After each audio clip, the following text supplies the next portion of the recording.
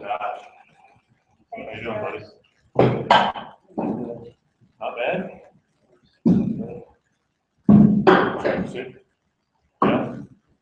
We're gonna get you help.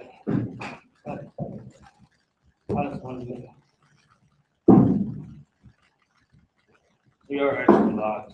Okay. Don't say anything bad about my boat. We're working on that.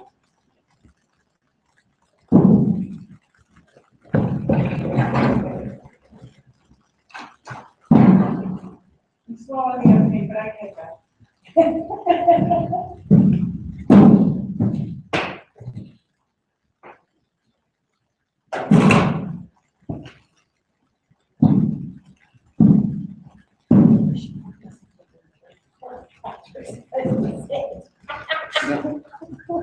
Yeah, I think I think I'm gonna leave.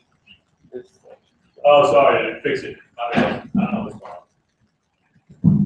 I'm not, you know, I just want to be on an island all by myself. I like that. You want the chair? Nobody behind me. Come on. We'll be able to see.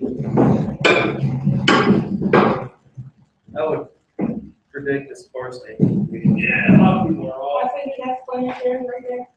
Keeps them all away from us. I will go. You know, so, right here.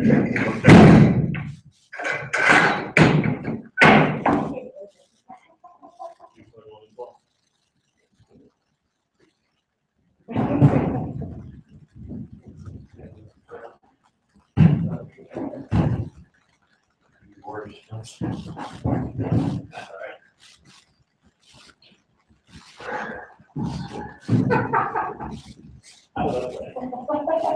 I'm sorry. It's just not that guy, so it's thunder. Yeah.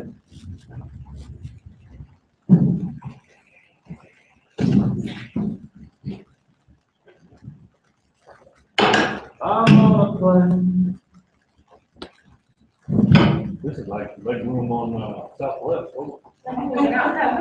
Okay.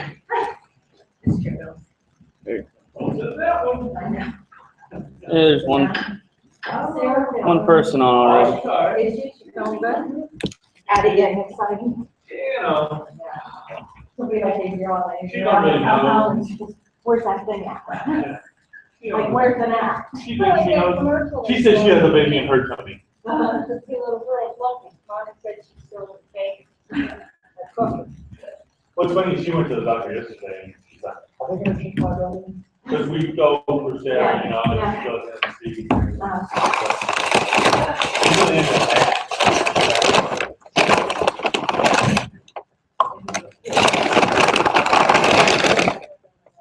I need it. Yeah, I can have time because it's working on stuff.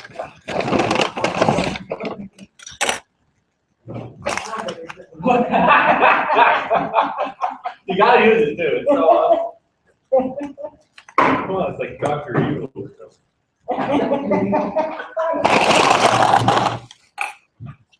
Oh, crap, here, you know what? I get so excited, I'm so passionate about all of this here.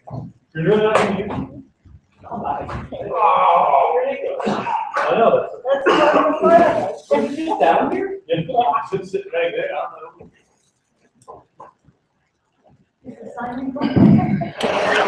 Sorry, I don't know, we have 160 kids right now. We get $5,000. Yeah, so, no, we are.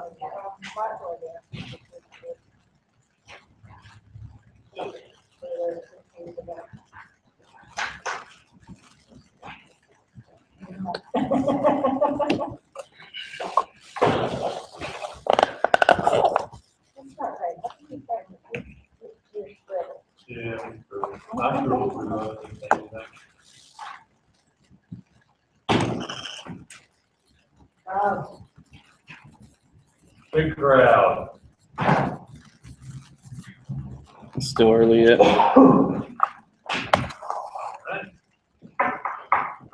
I emailed that.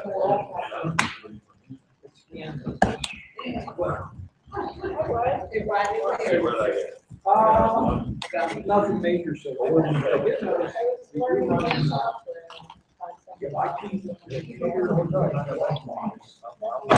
Both of those You can really use into work. They could be.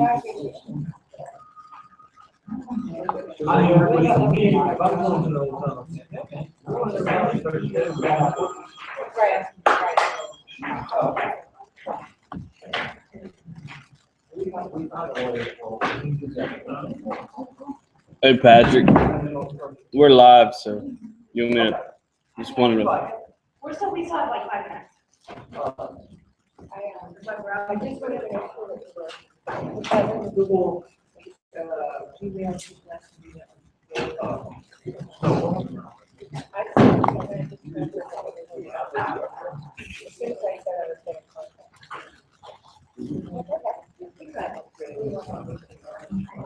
Okay, we can get one you can do it too. At the end of the meeting, find out how many you are online. Yeah, I always write that down. There's 2 right now. We're live, so watch who you talk shit about. I said we're live, so watch who you talk shit about.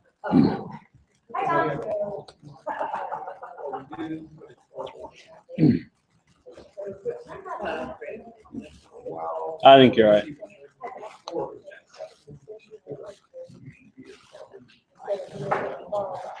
Yeah. Are you back on the 2nd or the following week? I haven't decided. I thought they were going to be like No, it's not. that's just like go Canada girls house.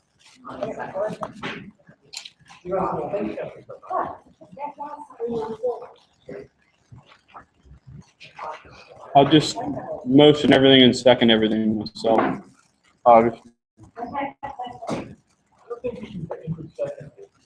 No, you can't.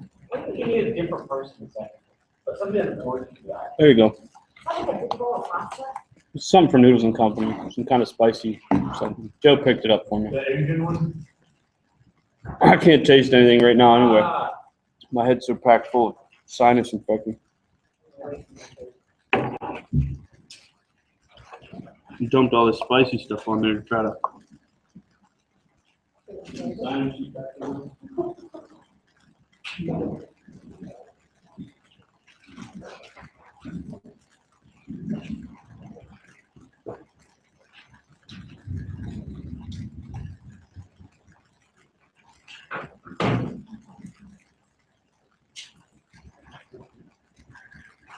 I saw that Eco Sisters had their big holiday party earlier this week. Rowdy bunch on the 11th floor. I brought you guys a Christmas present. I dropped it off with Joe. I hope he doesn't steal it. It was 4 cans of duster. Those are a hot commodity. I found a whole box. I thought you guys. Those shouldn't exist, you don't have to purchase them. Yeah, well, I got you for it. I'm like Hey, Brad hey, and I'll, Shawshank Redemption over here. I'll take that. Right there. Yeah. Take some balloons too. I'm sure they're concerts. I'm sure, I don't understand what he's talking They would about. confiscate. So that was confiscated. And then they would take it back then. And all the help and the police, the all new police, who are security, you know, they would all take the land.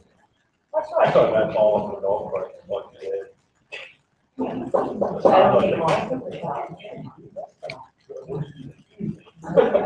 You know, be like, yeah.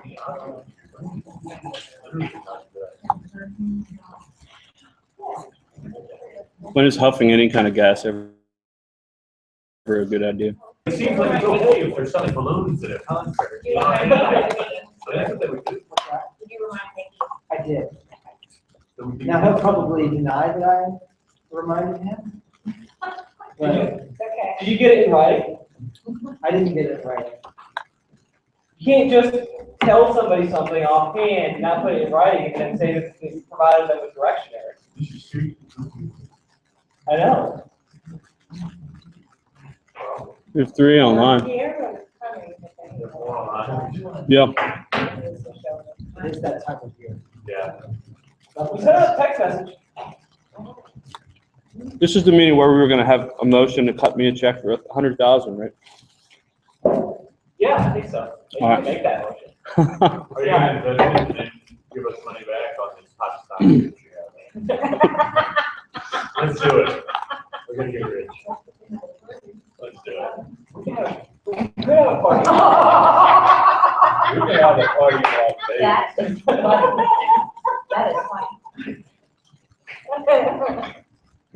Right. There's 4 on now. They're making us look bad. It was a rowdy crew. I was up there getting my paycheck, or my, expense check.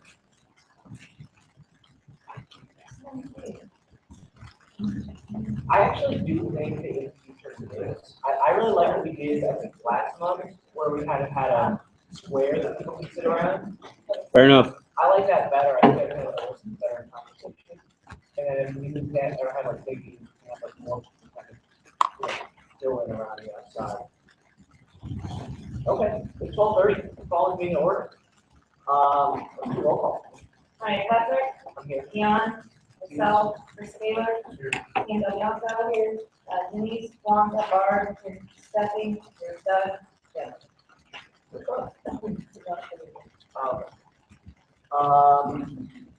So we can read the minutes now. Or there, we can entertain a motion to suspend the reading of the minutes. Is there a second? Come on. Okay, motion made, seconded, any discussion? All in favor? Aye. Any opposed? Motion carries. Let's read the correspondence. Okay, District 10, ML3 and ML4 training, they always report to locations in March. PAFL-CIO biannual legislative conference, 2/9 through 10, Harrisburg, registration $100, for the top on the 3rd and 7th, deadline is 1/3. All right, financial secretary's report. Financial secretary for, statement for the month of November, that beginning of the month, her last report was $143,227.95. Total receipts for the month were $11,601.57, bringing the total to the accounting for $164,829.52. Disbursements for the month of $4,097.62, bringing the balance at the end of the month to $160,731.90. All right, well, take a motion to accept the financial secretary report. Second? Second? All? Any discussion? All in favor? Aye. Any opposed? Motion carries. Treasury report. Cash on hand at the beginning of the month was $143,227.95. Total receipts was $11,110.70. Total disbursements $3,606.75. Cash balance at the end of the month was $150,731.90. Any discussion? Motion to accept the treasury report. All in, anybody? You got Come on, it. Josh, seconded by? Seconded by Carolyn. Any discussion? All those in favor? Aye. Any opposed? Motion carries. All right, the president's report.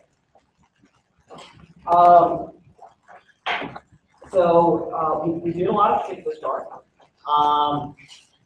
We host, I was out of town, but folks from 7669 came through, we did a brown bag lunch and had a benefit show for them in the evening. They were super fired up and charged up about that and very, very appreciative of local 3675 back for that. So thanks to everybody who helped us make that happen. I think that the big here in Stephanie. And Sean Gilchrist band, I hear was something. What's that? Where is Sean? I know he's. I don't know that, remember we were talking about defending the indefensible? We had our holiday luncheon, was also Barb, as always, did a really badass job of setting up a holiday luncheon. I was in Texas and Louisiana, so I missed it, but I heard it was great. We also kind of moved forward with making sure that we get executive board members to the fellowship event out in the field, the Analyst District 9 and District 1. Folks were really, really happy to have the city board come out to join them. So I think that as a lot of our folks who've been involved in the field are getting close to retirement, or like Drew Smith retiring, or have retired, we really need to kind of build up those relationships, and that's going to be a big priority for next year. Can I just add to that, that you guys let the USDA board come to Boston, and it was really great because it was at the end of the training. So they all got a good meal before they went on the road, and we just said how much they like this love it and really being part of it. So thank you so much. Our members love when they come to share with us, and International is not excited about that. Do that as much as possible. If it's worth buying them lunch. So an update on the car allowance program, there's an email about this, but during bargaining, we raised the concern that there's not many cars that meet the requirements of 7% North American content and big two manufacturers in the UAW plant. And the International didn't see it worth its time or energy to address that during bargaining. And then we got to 2015 model year, and it became clear there were only 4 cars that would have been eligible in the program. You want to buy a new car? So for new cars, 2015 and forward, the threshold level is down to 65%. But if you buy like 2002, it's still 7%. And then the list of the eligible cars you can find online at the National Highway Transportation Safety Administration website, and then a link to it in the The International is going to be once again for technicians who are on the car allowance program or the lease car program, going to be sending their annual request for motor vehicle records. This is something that has been going on for a long time, but particularly in the last time they did it, a lot of us got really pissed off. Nobody ever remembered bargaining over it or discussing it or finding out why that happened. We brought it up in bargaining. We tried to John Kirkland to explain the insurance issues with why they're requesting our motor vehicle records. And we got assurances that nobody will lose their car allowance. They're a really terrible driver. At this point, we want people to know those requests are going to come out soon, and at this point, we don't think there's anything we can stop that. And if folks really want to make it a big fight at some point, that's something we can take up during contract negotiations sometime. But it didn't seem like of all the major issues in the last round of negotiations, that was a thing that was going to get changed or move forward. We also after the election was over, through the summer we had heard we can't get things done because it's going to be convention, and then after that we heard we can't get things done because it's going to be election. After the election, we cataloged everything that we had been kind of waiting out there to get dealt with, and we sent that to the International. And we said that Deanna and I sat down with them, and we got a lot of things resolved. We sent out an email to everybody kind of outlining what was still open, what was resolved, and a link to the follow-up letter that we sent. There's still some open pieces that we need to move on, and we plan on continuing to push them into January of next year. So that's really my report. I've got some other things about the social media policy and racism that I'd like to discuss during new business, but that's what I have the president's report. Anybody have any questions for me? All right. Oh, Can Andy. you talk about on the overall president's report? Yeah. Yeah, just the one question there. We've got International is finally responding on page 3. At the bottom it says, you encourage members to take advantage of tuition assistance and other training opportunities. What are the other training opportunities? So tuition assistance doesn't just apply to the classes, it applies to, in the last round of negotiations, we standing to apply to, when we go to a conference, seminar, or training is not a class, that's a training opportunity. And then the other major training opportunity that we have is the Paper Knowledge Program, which allows people to, as probably everybody knows, earn Microsoft Office certifications, like free programs, and get as much as a 9% pay increase as a result of participating in that training program. And to date, we have 22 people who have taken at least one paper knowledge class and gotten a bump. And we have 10 people who've gotten 9% pay increases as a result of that program. So I can see that very, very successful. We also pulled the information about how many people are participating in regular tuition assistance, whether it's going to classes, formal classes or seminars. In 2013 to 2014, there were a total of 22 people who are taking classes of some sort, which is, I think, way more than any of us would have guessed.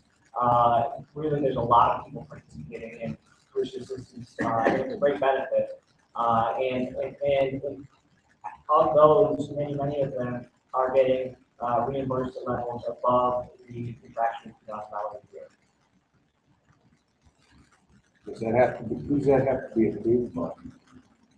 The approval process laid out in a contract, Okay. and it's got to be approved by personnel. And typically, if you go to them and you say, I want to learn more to be of more use to the union, and they suggest classes, they'll often give you a reimbursement above and beyond what the contractual requirement is. If there's somebody who was taking classes to learn how to do video game programming, and they only got the $2,000 a year, right? So I actually didn't see much value. But any accredited class, you're going to get tuition assistance for. Okay, nice. Any other question for me? Yes, for clarification, with the contract negotiations, I'm not up on what they're doing with their pension, and I think the cutoff is in 6 months. Maybe you could have clarification of that, and maybe I'm worrying about nothing, but I thought that my possibly misunderstanding is that in 6 months, whatever your highest pay grade is, that's what's being locked in for your future pension, or am I misunderstanding? Yeah, so what gets frozen after 6 months, so that's the thing we're talking about. What gets frozen July 1st is we have, those of us who work from the USWA side, so including you, when we retire, we get a 5-month retirement bonus. And that payment gets, for us, frozen at whatever our rate is today. So that's the thing that gets frozen. Bonus? Yes. Not the normal, Right. So then, and then your actual retirement benefit then goes to for future service. It's locked in as what it is, and then it's a career average salary for the future service. And it's 2.5% per year service for all years of service. so they are. Yeah. Yeah, that's but we don't have that conversation. There must No, I'm aware of it, so, and part of the reason why I'm here, looking for guidance going forward, what timings are, and Sure. information. Okay, and I'm happy to kind of sit down and talk with you about how it's going to impact you and your family. And we can also request that anybody can request that Paul Janis run your numbers based on, he knows when you hired in, and if I retire at this date, if this seniority, how, and he'll run side by side what is bad, how they're not going to change alongside what it is in the 97% safety net.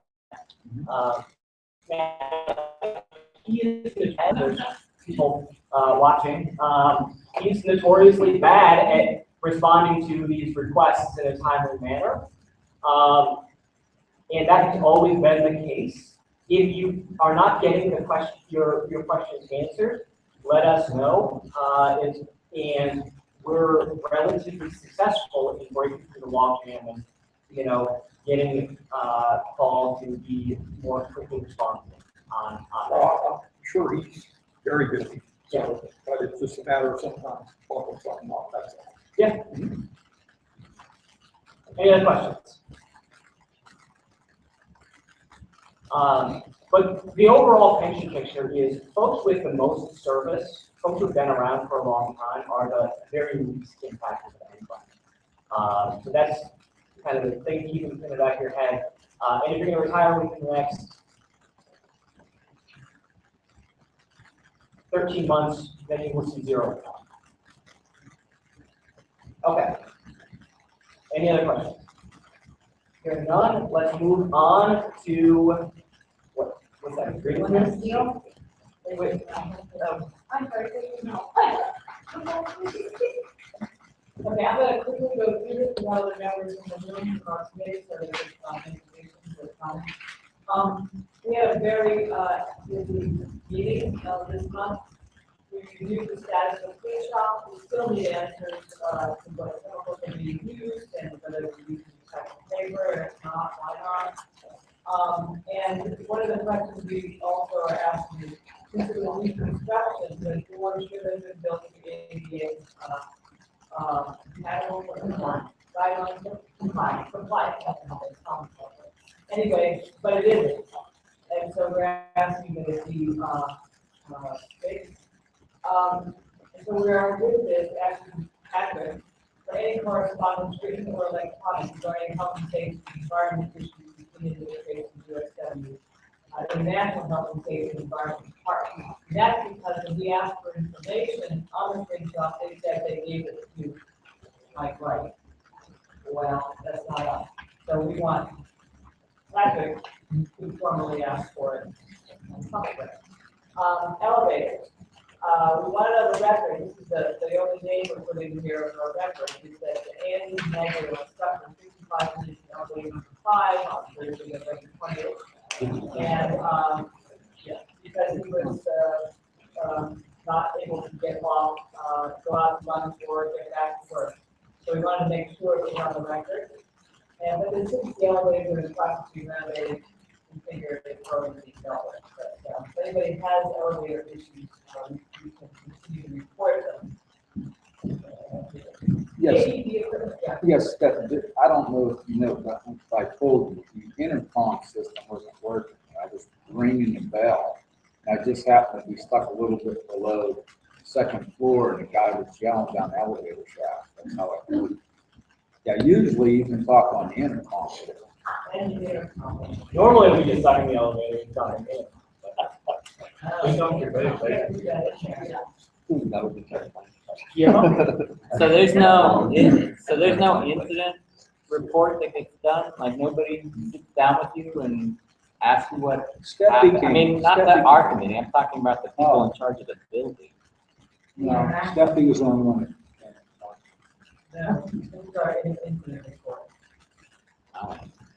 We've had other people. That's my understanding, they're supposed to maintain records like that. Not just time lost injury. Okay. I mean, it's time lost. Lost, but there's, well, he could be traumatized by the,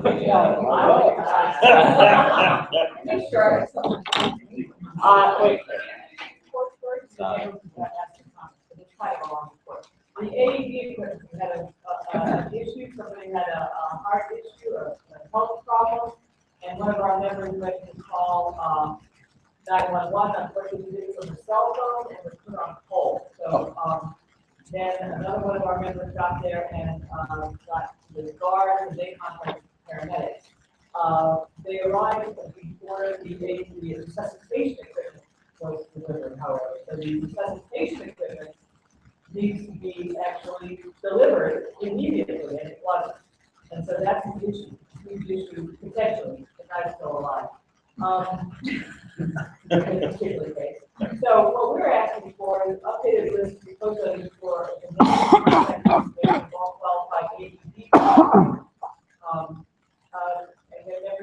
updates will be working, really working skills, maybe in the spring, or maybe the next month, to organize a luncheon in January so that we can have a kind of an open discussion on emergency response procedures.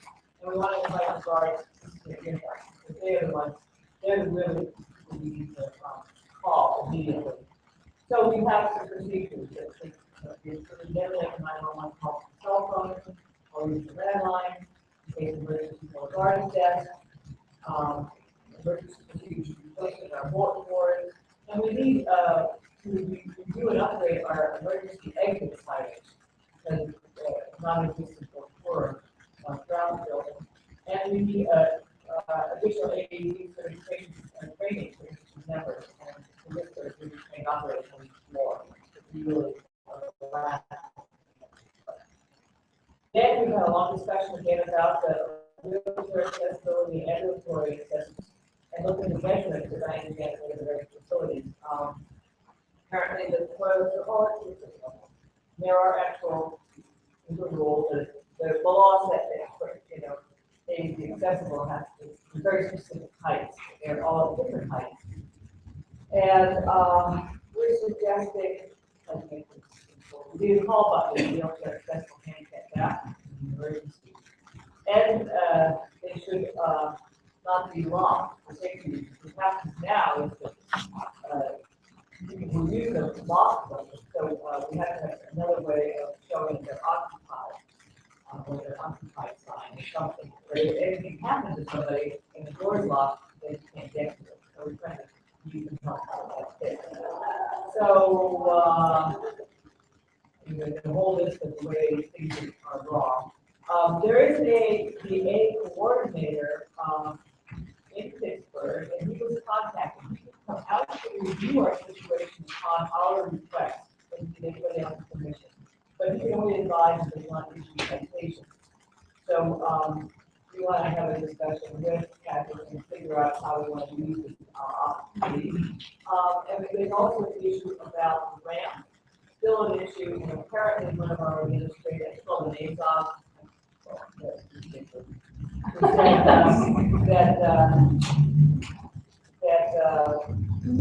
one of our members get in wheelchair. What did you say? I didn't hear you. Oh, that one of our members get in a wheelchair, so they don't have to push the ramp. But if seeing the ramp out here in the wintertime, and I see him trying to get up it, that's the main thing. And it's also probably illegal. It's very illegal. Yeah. And there were suggestions offered in the conversation. It's a violation of the ADA. Anyway, moving on, the garage, it also needs to be on our list, because we did explore this. One of our members, Carmen Bennett, I call him concrete. We have the month of this is not the actual date. We have a date on that during the report. We want to put it out there. We also need more information on the penalty features. The Florida Lily got the pretty hazard. Last issue is that checking with our new town ADA coordinator, there's a chemical sensitivity is a recognized ADA health condition.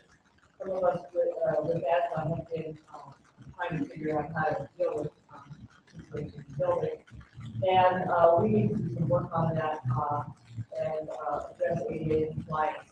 They need to address ADA compliance by addressing the conditions that cause health problems triggered by pregnancy and chemicals and tobacco. I just want to let you know that when I enter an elevator that has been exited by someone who is exhaled tobacco stuff, I get asthma. That's a problem. So, and it may well be that we need to have one elevator that is chemical sensitivity or something, because maybe the administration needs to find a solution. It's not up to us. We just need to identify it. So, wait, can I ask a question? Does Richard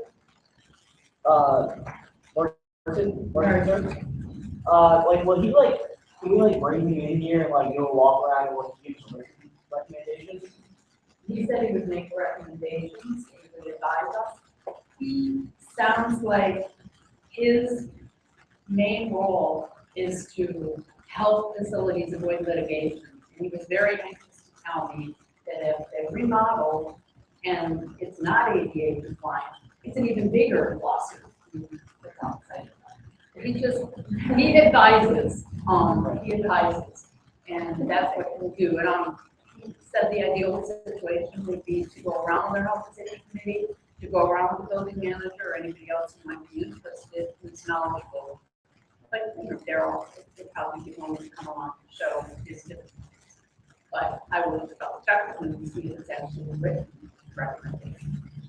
I didn't ask him, but. Because I mean, we had a very brief conversation about the restroom issue has been like this incredibly frustrating exercise because every time that, we brought up the restroom issue on the full accessible restroom a bunch of times, and it just seemed like a moving target because the folks who were impacted kept telling us different things about what they needed, and it was often like we had different perceptions about what was needed.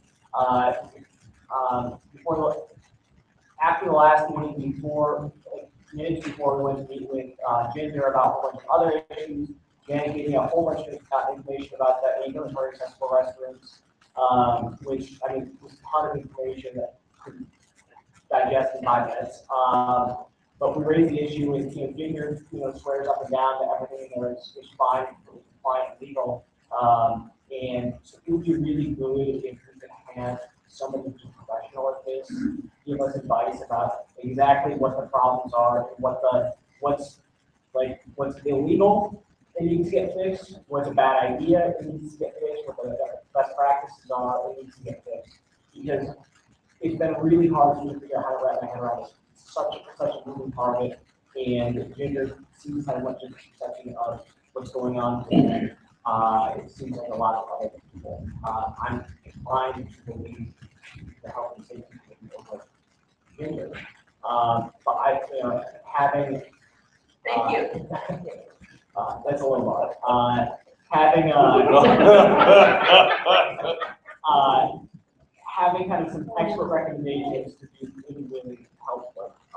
So I'm just excited about that. Well, we actually, Janet and I both have done some research. Janet a lot more than me, put together a spreadsheet. We did all the measurements. They're clearly not in compliance in many ways. So I can check back with Merit-Serv. I asked him about coming in if possibly after the first of the year, and he said absolutely we don't need building owners' permission. How much is it? Is there money involved? No. Oh. No.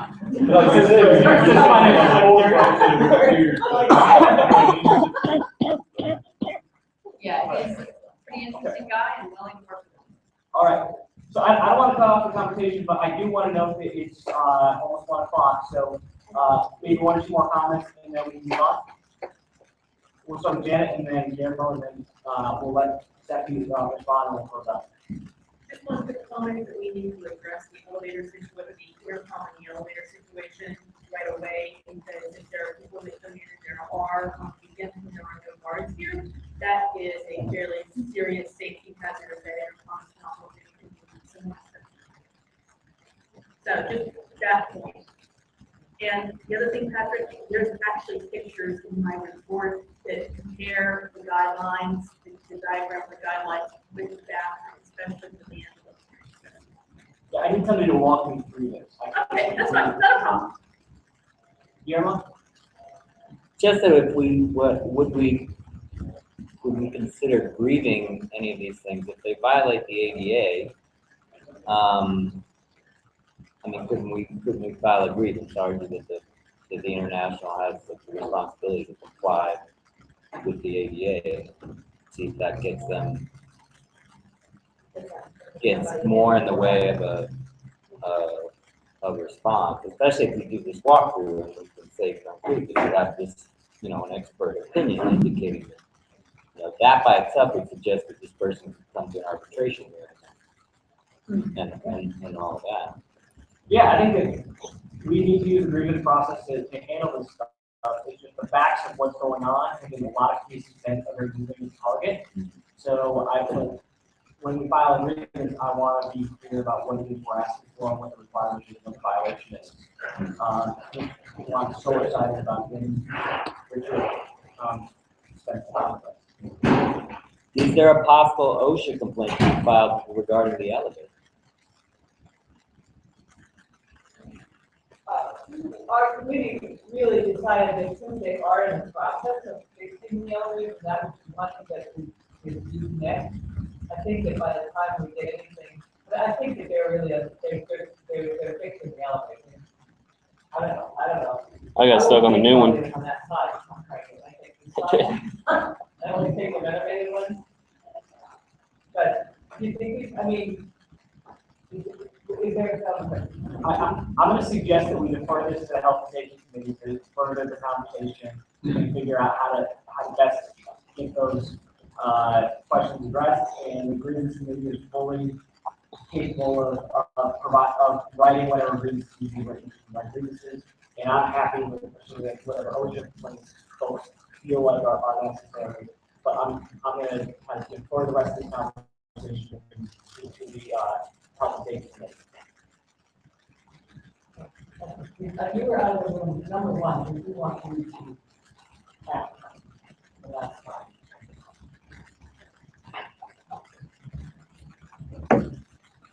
Ms. Steele, notice that first meeting will be starting again in January, when we start the meeting, so the day of the meeting, we will put it in our.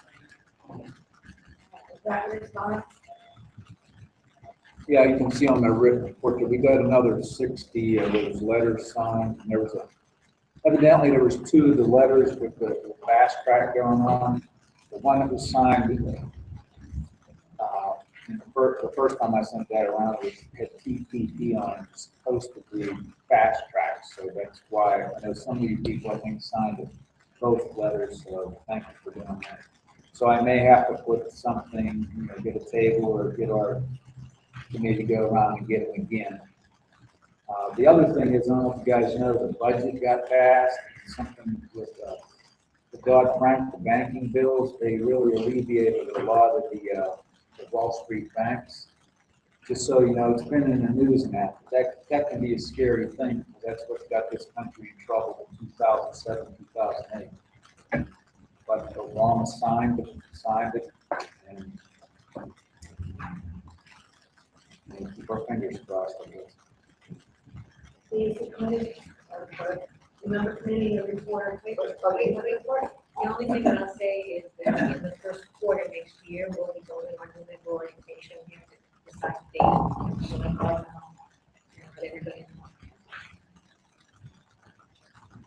Okay, next one.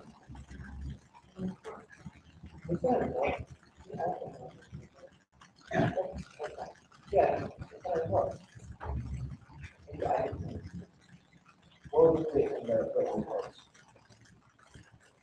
Bylaws, just very good, so that survey. Also, fill out the survey. If the folks see the survey about the bylaws. What? Okay. All right, civil rights.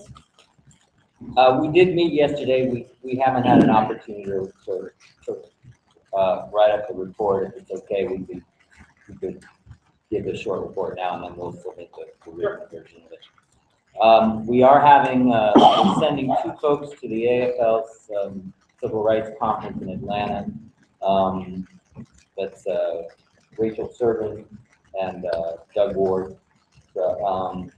And then Doug and I next month will be going to attending the Train the Trainer on the mass incarceration curriculum that the AFL is doing, and they are actually going to cover our airfare and hotel costs for them. So that should save the local some money.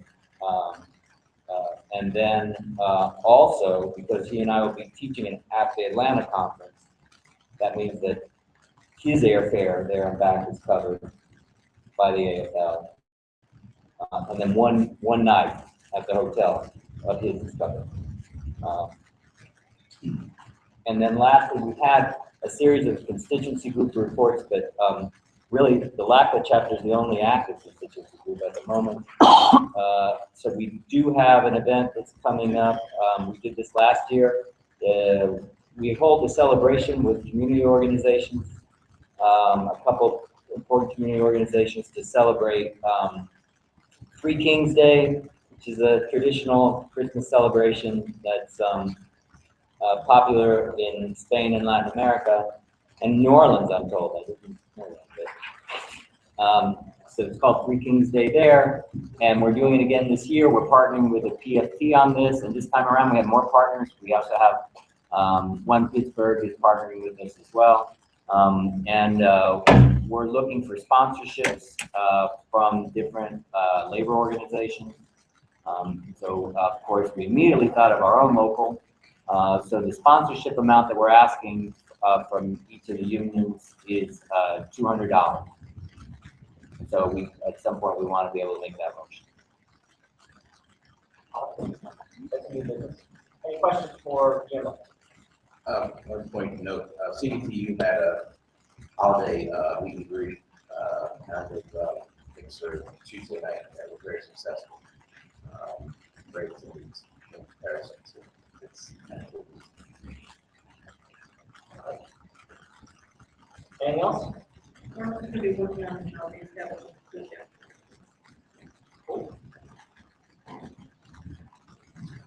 Okay. Fundraising, it's just that we have the holiday fundraising first, so we have to set that.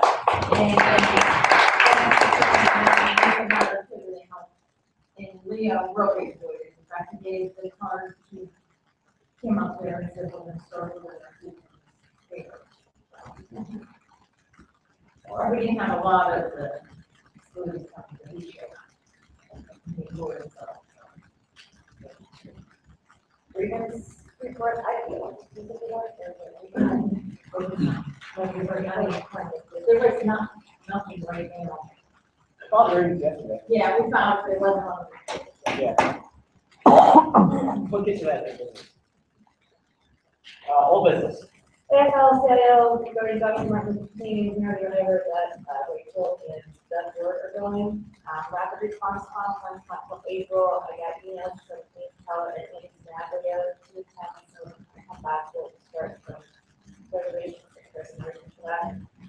The Progressive Summit, got 2 emails, one from myself and Joshua. So Josh and I have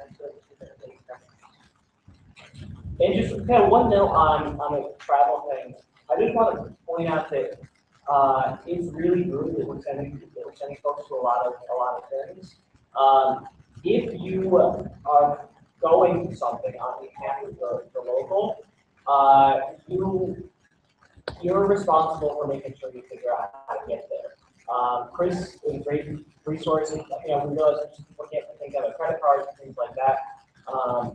But we encourage you to be proactive in communicating with Chris and with Lori to make sure that you actually get there. We actually have to revise our travel policies to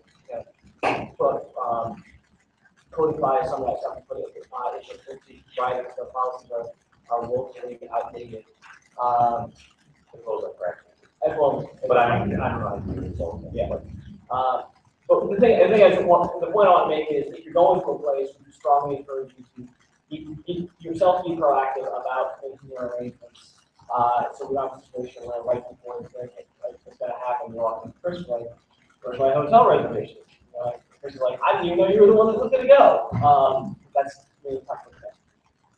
It needs to be both, too. Like when he said Chris or Lori, it's Chris and Lori. You have to tell both. It can't be one and one the other. You have to tell Because we don't communicate very well.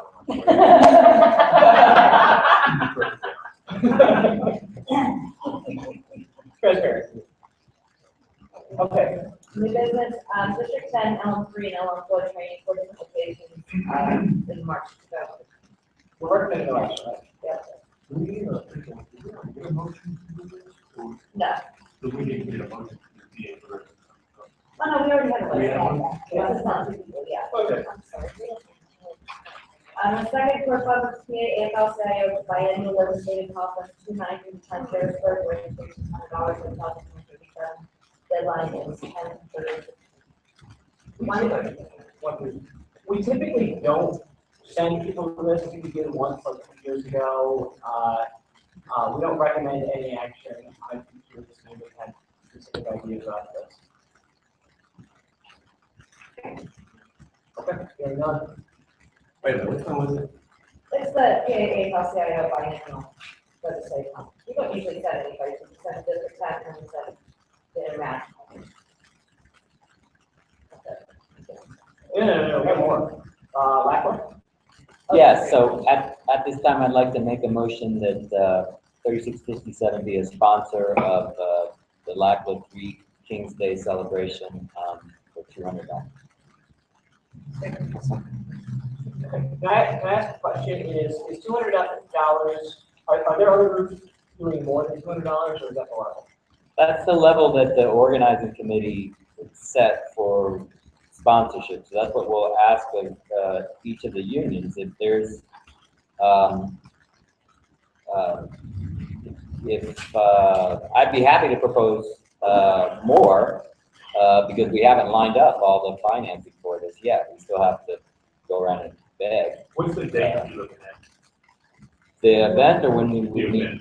The event is the January 11th. Okay. Y'all ran out of food last year. That's true. We did run out of Three Kings cake and tamales, right? All right. Well, I will happily take a friendly amendment to raise the amount. I'm not prepared to, on behalf of the board, recommend an increase or support a motion. Personally, I wouldn't have a problem with it. We haven't talked about it. I just didn't want, I want to make sure we weren't like doing less than other locals that are out there. No, you're not. That's the amount that we intend. We're hoping to get. We're going to approach District 10, SEIU 32BJ, SEIU Healthcare PA. We're pretty confident we'll get support from them. One Pittsburgh can give us money, but they can purchase something, so we'll get support that way. We're hoping that we'll get something from the Allegheny Central Labor Council. And we were actually not going to ask the international because we hit the international up so many times, and we'll be hitting them up again for May Day when that comes around.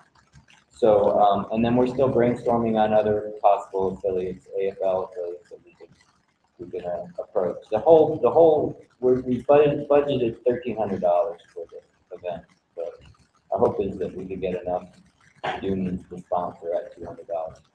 All right, there's a motion been seconded. Any further discussion? Carol? All right, all those in favor? Aye. Any opposed? Motion carries. Is there any other business or anything to say? Okay, so we have handed out in the back a copy of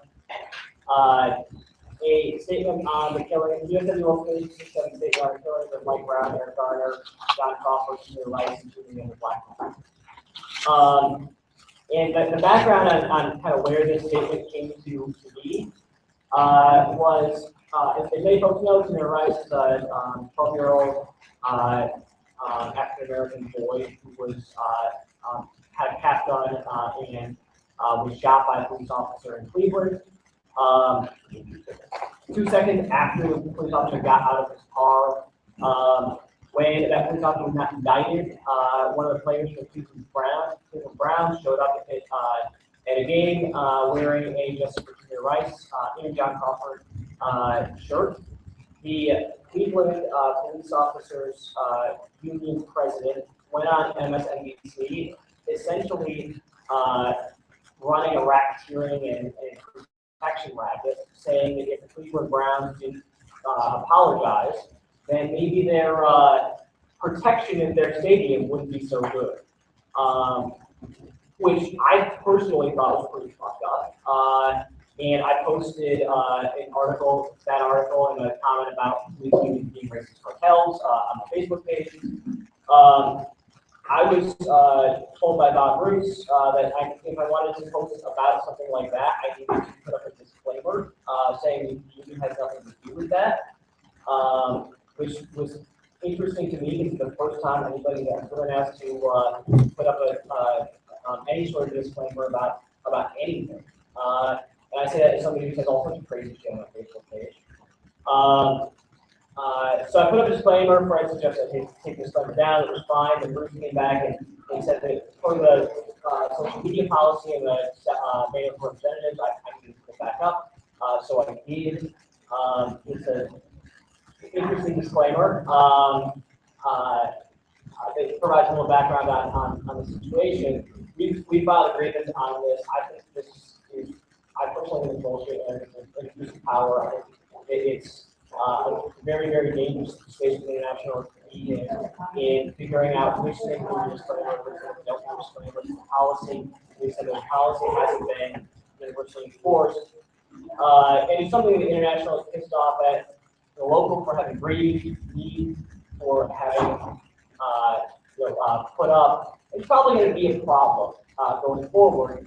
And in talking about it, we wanted to have at least some level of political alignment about what we think about these shootings and what we think about the role of police unions to play in rebuilding trust between communities of color and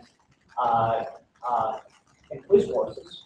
And we also wanted to kind of a lot of different folks in the local have been stepping up in the local protests and coalition efforts in a lot of different ways. So we wanted to kind of affirm what it was we were doing and also pledge some money for the local coalition effort that has come together around this. So it includes a pledge for $500 to that coalition effort. So in doing that, we kind of put together a piece, the USW statement on Mike Brown, Eric Garner, John Crawford, Tina Rice, and too many other black men. We could read it out loud, and if somebody asks for you to do that out loud, I'm happy to do that. But I'd ask for a motion right now to adopt this statement. Gilmer? I so moved. For a second. Jamal? Just quick discussion. Yeah, let's talk about it. Okay, because men are not the only ones. So I'm having a problem right away with the same committee with black men. Because there have been some other, not just for, but other people of color who are female who've been assaulted by police officers. So I would like to amend this just a tad and throw. So are you offering and then you say black men and women, black people, people of color? Too many other people of color. Okay.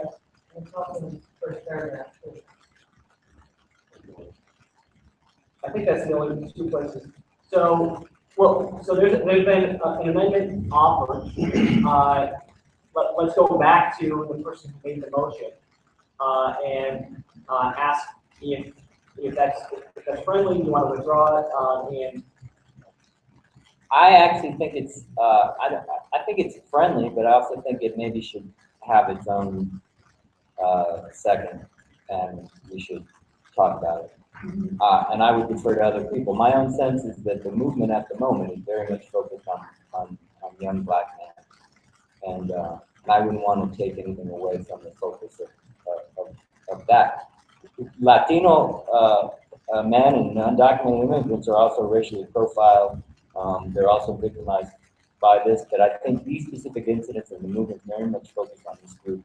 So that's why I would rather have a second for your amendment, and then we have some discussion around it. So is there a second to the amendment to modify to change black men in the first two instances? I think the only two instances to people of color. Sure. Okay, second. All right, now let's discuss. We're not discussing the whole thing. We're discussing whether we're going to talk about black men or we're going to talk about people of color. Floor is open. Well, I would suggest if that be the case, that it be black men and other people. Oh, he's got an amendment. An amendment to an amendment. Is there a second on the amendment to the amendment? Okay. So now we're talking about that amendment. We can't, we're gonna have to vote Point of on order, it I before we have a go point back. of order. What? I have a point of order. Yeah. It could be a friendly amendment to her amendment. All right, then we don't, all right, then All we right. don't. Yeah, hold on one second. Yeah. So we got the second amendment, which is friendly by demolishing black man and other people of color. Okay, now, is that reflected? I said, It didn't It's need a friendly. second. So if Diane says, that's friendly, then that goes in. So now we're talking about, whether or not to amend this. We're not talking about the whole thing, we're talking about whether to amend this to say black men and other people of color. Any further discussion on that? Just so that it's clear, in the second paragraph, it might appear dropped off. Okay. So just to go back to Diane, are you okay with clarifying that anywhere we say black men, we say black men and other people of color? Okay. I guess it's awkward as that might end up being, but I think it's only a couple times. Would it make sense to have the committees prepare a document that would not have to go line by line through with multiple motions that could be ready to be voted on rather than discuss it for another 30 minutes? So table it to the committee and I'm gonna take a point of privilege here, and I'm gonna say, I'm personally feeling some significant urgency to get something out, because in order to get a statement, through a membership meeting, it would be at the end of January, there would be several mobilizations that wouldn't happen. And we're also fighting agreement, people talking out publicly about this issue right now, so I feel. understood. I just don't want to go line by line through the document. Okay. So, yeah, I'm just gonna call the question on amending, the motion to, in all places, change it to black men and other people of color. because the language says too many other ones. So we don't need two others, so it would be too many other black men and people of color. How about too many black men and other people of color? Okay, so we'll call the question on amending the original proposal to include, black men and other people of color. All those in favor, signify by saying aye. Aye. Any opposed? Motion carries. So now we're back to discussing the amended proposal, that includes the proposal as amended. Guillermo. At this time, I'd be prepared to withdraw my original motion and then we'd be done. Okay. Or not, if that presents a problem, then you're gonna have to vote on my original motion. I'm trying to avoid doing that. We're halfway there, brother. If we vote on your motion, When the original it's motion done. was voted on, we brought it up and Jamal seconded it, then it came to an amendment by What Becky you voted and on? by What you title, voted on. which was seconded by second. We just have to vote on the original motion and then the document can stand as changed. Well, now your motion has been amended. We voted on that. Okay. My understanding is that you still have to vote on the original motion. But if we don't, I'm fine with that. We don't, whatever, you can go on. We would have to vote on the motion as amended, right? Or do you want to withdraw it and resubmit it? I'll do whatever. I'll defer to the chair as to but as far as I'm concerned, I voted for the amended motion, so I think the matter is done. But I defer to the chair. Right. So now we've got to talk about the entire proposal as amended. All right. We didn't vote on the entire thing. We only voted on changing one thing. So is there any other discussion about the entire thing? I think it's a really powerful statement. I think it's really well read. I think we should approve it and circulate it. So what was the issue about having a disclaimer, because clearly your Facebook page says Patrick Jones. So by default that you work here, is that people are to assume, or people automatically assume that anything you say is reflective of union, or is there a deeper issue here that this organization doesn't really want to deal with this issue of legality? Because I heard a conversation that we're upsetting a police officer, and we have to take a step back and not offend them. And to me, that's bullshit, because the building trades shit on us day in and day out, and they use Chinese steel, Chinese concrete, and whatever else may be the case. So offending another union, the iron workers raided at the steel mill here.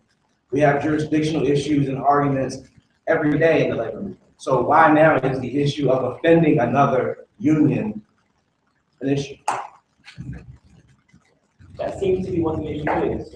It seems to be that there's some internal division about within upstairs about whether or not standing up for standing up for an resources is something that's worth doing, which is why we put forward this resolution to put us on the record on the right side of history. So there's a motion that's on the floor.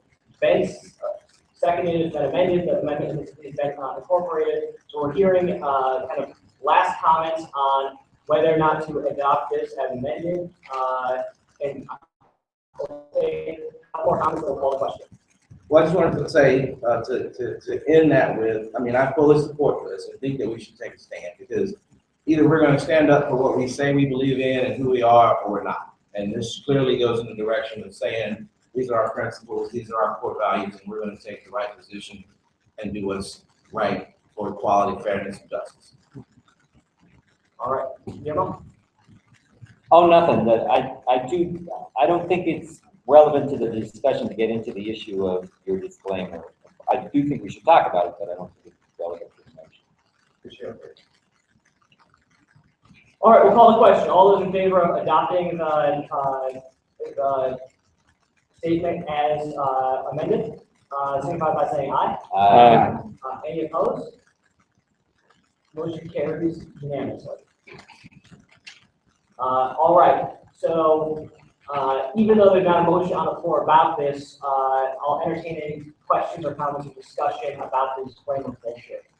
Oh, wait, I just want to make a question. That motion included the $500 donation. I don't think people had time to read through it. It's too late now. Well, he mentioned it. Yeah, we mentioned it. Okay. Full transparency there. So we'll take a few minutes to talk about disclaimer bullshit. I just had two questions, one of which is, I have not read or studied the union's policy on individuals using social media. Contrary. Well, all right. So, so my question would be, well, I have two questions. Number one is it the local's position to file the grievance? So it must be our position that the request that you put in a disclaimer, or rather that your original statement did not in any way violate the policy, and that the disclaimer was not, it was not required of you to include the disclaimer. So my question is, did we file the grievance? Was the grievance filed on your behalf individually? Then I would ask that it be made a union grievance, and that all the members be asked to put their name to that and support it. Because that's not about you, that's about all of us. So I think, I really think it's a mistake to say it's Patrick Young and all the crazy shit he does on his Facebook page. I think that's a mistake. All of us have a stake in it. So, so yeah, I guess at the appropriate time, I would make the motion that the grievance be amended in some way to be a union grievance, and that we circulate it and people sign on to show their support. So the grievance as is written, and just to kind of speak to the local position, the local position is twofold. One, that the international, if it's improperly applied, the rated, social media policy. Social media policy states relatively clearly that if you talk about, if you're providing commentary or blogging about your work or things related to your work with USW that are inconsistent with the party line that you're expected to toe as a representative of USW, at that point you should include a disclaimer. It does not say about issues that are broadly related to things the USW might have an opinion on someday. It says your work with the USW and your work with the USW, very clearly. So our position is that it's an overly broad reading, and our position is also that the specific instance is a instance of disparate treatment. There are no fewer than 150 members, employees of the USW who have posted various things on all sides of this issue. And no one else has been asked to put up any disclaimers or withdraw anything else. So I would suggest that in that grievance file the second step, because I can't file against Melinda because she didn't even know about this until afterwards. So we file the second step between the grievance committee to Bob Ruth, the international supervisor in question. Were we to do a group grievance about the overly broad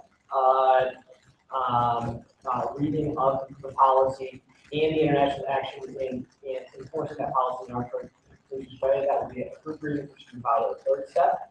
And I am fully and enthusiastically in support of doing that and getting everybody to sign on to it.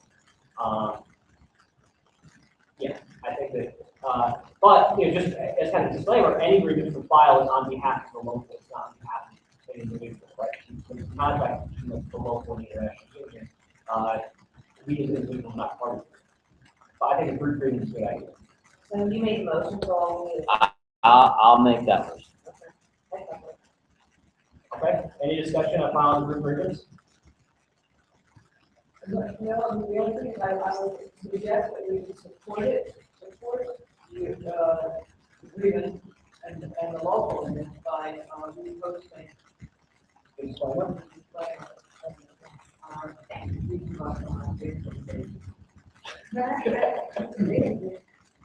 They really hate that disclaimer. All right, any discussion on the motion filed group grievance? All those in favor? Aye. Any opposed? Right to the third step, on group grievance. Yeah, I think it'd be cool if people posted the, I mean, the disclaimer is really cool because it's like, so Bob Root came to my office and told me to ship in. So these statements of solidarity are my own. And okay, any other new business? I just want to add a little bit of information. But when I got stuck in the elevator, that report that I gave you,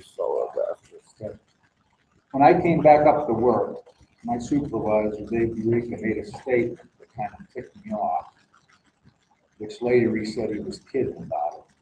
But he said, let's see if I can remember exactly what he said. He said something about like, well, if you would have been at your desk, you wouldn't have got stuck in the elevator.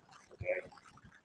So all I yelled at him, because I know he takes smoke breaks every hour on the hour, I said, I was taking a smoke break.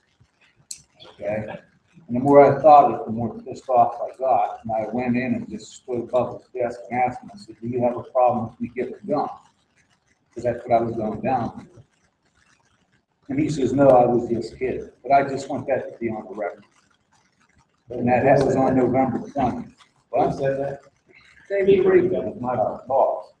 After I came in front of him, he said he was kidding. So, I put up a little bit too much baloney on this place, and I just want that to be on the record. Duly noted. All right, any good and welfare? Oh. In new business, I read in the paper that Highmark, UPMC, difficulty, I'll call it. UPMC is now saying that if you have let me get this straight, if you're using exceptions in consent, exceptions that we're using in consent decree, that say that if you are an established UPMC patient, UPMC will accept your in-network payment options. So I think that we should go on, we should find out how that's going to affect us. They say that they're going to send a letter to commercial buyers, which I presume means us. So we should be on top of that before people start changing their doctors when they don't have to change their doctors the first of the year. That's some very dangerous spaces to be in because Highmark is saying very different things about this. And there's a huge controversy, and they're both lying out there actually, and it's really hard to figure out exactly what's going on. Right. I'm nervous about telling people not to change their doctors. I don't want to get people playing. I agree, that's why I think that we should ask the administration to clarify as soon as possible prior to January 1. If at all possible, I know we have to shut down next week. If people are getting ready to change their doctors the first of the year, we don't have to. I myself was gonna call my market and follow through on that side, but that's crazy. We should do it for everything. Okay, any other big welcome? I just want to make a note that next month at the King Day celebration, kind of going back to this whole conversation about race, police officers union, and these dynamics. I mean, steel workers across the country are going to send over 200 people to this conference. So I want to go back to the point. Either we're going to be who we say we are, or we're not. Because when we get these 200 people in the AFL, recognizes the steel workers, having the most people, any other international union there, the institution is going to be all over it. We're going to put out all kinds of statements and say, yeah, we're for this, we're for that. But then we have these undercurrents here in terms of monitoring people's Facebook accounts. We have to be sensitive to the police officers union. We got some really deep thinking to do if we're going to move forward and change the course of the labor movement and work. Very good point. All right, motion to pay all bills? Second, all in favor? Aye. Any opposed? Motion carries. Motion to adjourn? Josh, Janet, all in favor? Aye. Any opposed? Motion carries. 6 at one point. That was the last. Yeah.